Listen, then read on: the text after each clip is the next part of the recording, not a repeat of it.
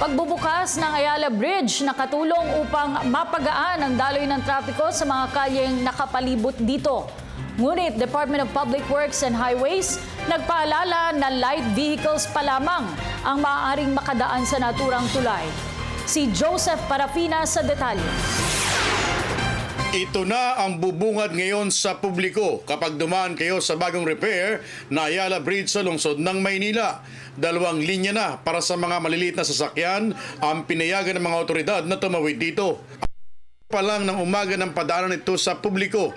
Napakalaking bagay dahil ramdam na ramdam ang paggaan ng trapiko sa mga kalyeng nakapalibot dito.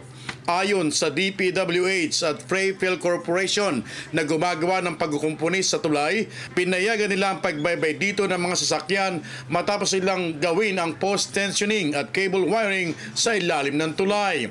Dahil dito, hindi na itutuloy ang pagsasara sa tulay sa darating na Biyernes. Subalit nagbabala pa rin ang contractor at DPWH na bawal pa rin padaanan ito sa malalaking truck at iba pang kauri nito. Dahil may mga magwe-welding pa raw sa ilalim ng tulay na maaari pang tumagal hanggang Disyembre 23. Magugunitan na nitong Marso ng kasalukuyang taon nang simulang kumpunihin ang tulay na ito na nagpahirap ng matindi sa ating mga kababayan.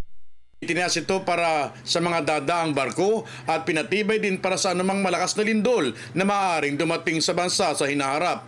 Bagamat bukas na ito at napapakinabang na ng madla, makikita pa rin sa iba't ibang gilid at tabi nito na mga palatanda may mga ongoing work pa rin sa ilang bahagi ng makasaysayang tulay. Para sa Telebisyon ng Bayan, Joseph Parapina.